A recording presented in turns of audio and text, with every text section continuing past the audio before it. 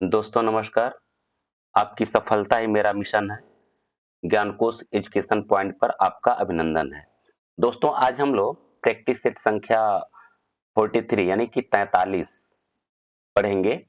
Practice set 42 जो है ज्ञानकोश education पर अपलोड है, जो मेरा मदर चैनल है, मूल चैनल है, और इसका सपोर्टिंग चैनल ये आपका ज्ञानकोश एजुकेशन पॉइंट है।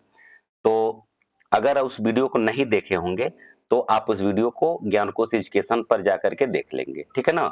चलिए सीधे हम लोग आते हैं अपने टॉपिक पर।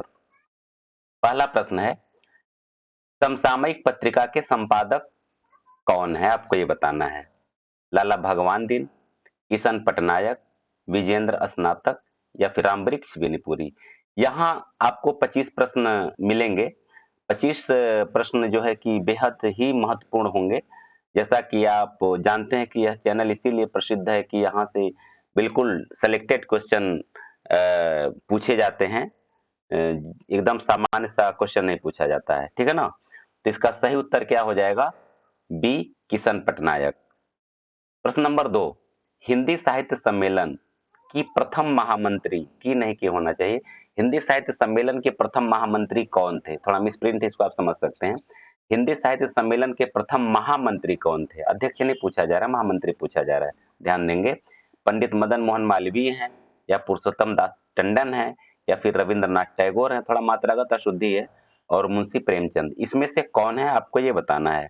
तो सही उत्तर आपका क्या हो जाएगा? पुरुषोत्तम दास टंडन है, ठीक है ना।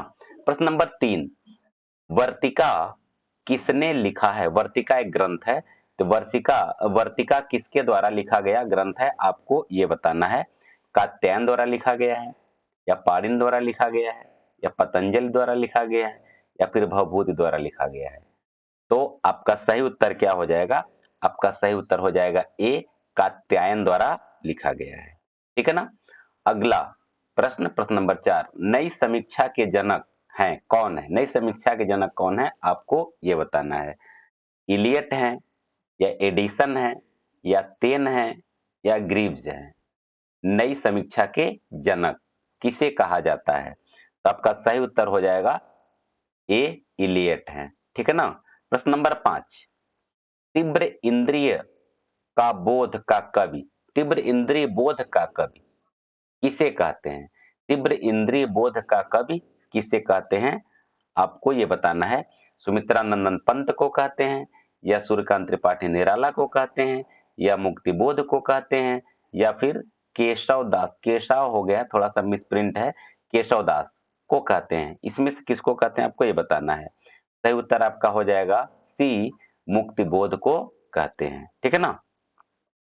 प्रश्न नंबर 6, लोकवादी तुलसी ये किसका ग्रंथ है? लोकवादी तुलसी एक रचना है, ग्रंथ है। तो लोकवादी तुलसी यह किसका ग्रंथ है, आपको ये बताना है।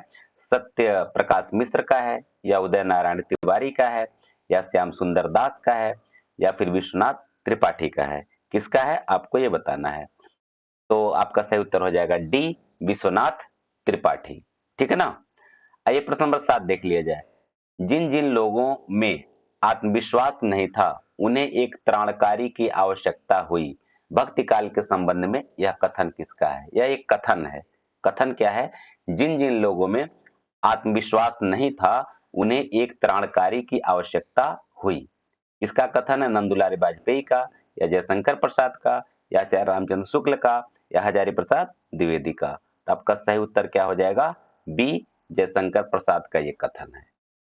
आइए प्रश्न नंबर 8 हम लोग देखते हैं। रूपाब पत्रिका थी यानी कैसी थी? मासिक पत्रिका थी, या साप्ताहिक पत्रिका थी, या दैनिक पत्रिका थी, या फिर द्विमासिक पत्रिका थी? किस प्रकार की पत्रिका थी रूपाब, आपको ये बताना है। तो आपका सही उत्तर क्या हो जाएगा? सही उत्तर हो जाएगा ए, मासिक पत्रिका थी। प्रश्न नंबर 9, राम नरेश त्रिपाठी की फुटकर कविताओं का संग्रह किसमें है, आपको ये बताना है। राम नरेश त्रिपाठी की फुटकर कविताओं का संग्रह मानसी में, स्वप्न में, मिलन में, अथवा पथिक में। इन चारों में फुटकर कविताओं का संग्रह किसमें है, आपको ये बताना है। तो आपका सही उत्तर हो जाएगा ए, मानसी। मानसी में है फुटकर कविताओं का संग्रह। प्रश्न नंबर 10, वृंदावन लाल वर्मा को हिंदी का वाल्टर स्कॉट की संज्ञा किसने दिया है, आपको ये बताना है। वृंदावन लाल वर्मा को हिंदी का वाल्टर स्कॉट कहा जाता है, तो किसने कहा है, यह संज्ञा किसने दिया है, आपको ये बताना है। श्याम सुंदर दास ने दिया है, या विश्वनाथ त्रिपाठी ने दिया है, या गणेश शंकर विद्यार्थी ने दिया है, या फिर श्रीकांत वर्मा ने दिया है। तो आपका सही उत्तर क्या हो जाएगा, सी, गणेश शंकर विद्यार्थी ने दिया है। दोस्तों, जितना भी प्रश्न या जो भी पीडीएफ बनाया जाता है, उस पीडीएफ को मैं अपने टेलीग्राम चैनल जो ज्ञानकोश एजुकेशन के ही नाम से है, उस पर अपलोड करता हूं। उसका डिस्क्रिप्शन में लिंक दिया हुआ है। अगर उस लिंक के द्वारा आप उस पर नहीं पहुंच पाते हैं, कोई प्रॉब्लम अगर आ रहा है, तो आप सीधे अपने टेलीग्राम चैनल में ज्ञानकोश एजुकेशन को खोलेंगे तो लिंक आपको मिल जाएगा। वहां से आप इस लिंक को जरूर ज्वाइन कर लें। करीब करीब 578 से ज्यादा लोग उसको ज्वाइन कर चुके हैं और वहां से फ्री में सारा कुछ लाभ ले रहे हैं। आपके लिए भी यह है, सब कुछ मुफ्त में है, कहीं कोई दिक्कत नहीं है। आप वहां से पढ़ाई कर सकते हैं और अपनी तैयारी कंप्लीट कर सकते हैं, ठीक है ना। और डिस्क्रिप्शन बॉक्स में और भी बहुत सारे लिंक्स हैं, अच्छे अच्छे वीडियोज के लिंक हैं। आप उसको देख करके वहां से अपनी तैयारी और पुख्ता कर सकते हैं। आप प्ले लिस्ट में भी एक बार चले जाएंगे और वहां भी बहुत सारी वीडियो आपके लिए है। चलिए ठीक है, सीधे हम लोग टॉपिक पे आते हैं, प्रश्न नंबर 11 पर। प्रसाद का नाटक रंगमंच के योग्य नहीं है, यह कथन किसका है। प्रसाद का नाटक रंगमंच के योग्य नहीं है, यह कथन किसका है। उदय नारायण तिवारी का है, या सत्य प्रकाश मिश्र का है, या श्याम सुंदर दास का है, या फिर रामस्वरूप चतुर्वेदी का है। यह किसका है, तो आपका सही उत्तर हो जाएगा श्याम सुंदर दास का यह कथन है। प्रश्न नंबर 12, पद्य पुष्पावली के लेखक कौन है, आपको ये बताना है। पद्य पुष्पावली के लेखक कौन है। प्रताप नारायण मिश्र, या भारतेंदु हरिश्चंद्र, या फिर कामता प्रसाद गुरु, या फिर बालकृष्ण भट्ट। इन चारों में पद्य पुष्पावली के लेखक कौन है, आपको ये बताना है। तो आपका उत्तर हो जाएगा सी, कामता प्रसाद गुरु की यह रचना है। आइए प्रश्न नंबर 13 देख लिया जाए। इतिहास से उन्होंने जुटाया है, जगाया नहीं, शुक्ल जी के संदर्भ में यह कथन किसका है। इतिहास से उन्होंने जुटाया माने सामग्री को जुटाया है, जगाया नहीं, यह एक कथन है। यह कथन शुक्ल जी के संदर्भ में है और किसने कहा है, आपको यह बताना है। जैनेन्द्र कुमार ने कहा है, या गिरियर्सर ने कहा है, या विश्वनाथ त्रिपाठी ने कहा है, या फिर उदय नारायण तिवारी ने कहा है। तो आपका सही उत्तर हो जाएगा ए, जैनेन्द्र कुमार ने कहा है। आइए प्रश्न नंबर 14 हम लोग देखते हैं। औरत की बोली किसकी रचना है। औरत की बोली एक रचना है, यह रचना किसकी है, आपको ये बताना है।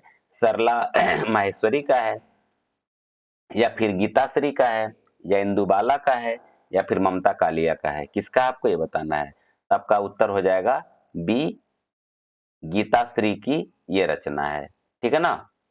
आगे देखिए, अश्वघोष किसके आश्रयदाता थे, ठीक है ना। अश्वघोष जो है किस राजा के आश्रयदाता थे, आपको ये बताना है। हर्षवर्धन के, या कनिष्क के, या चंद्रगुप्त के, या फिर राज्यवर्धन के।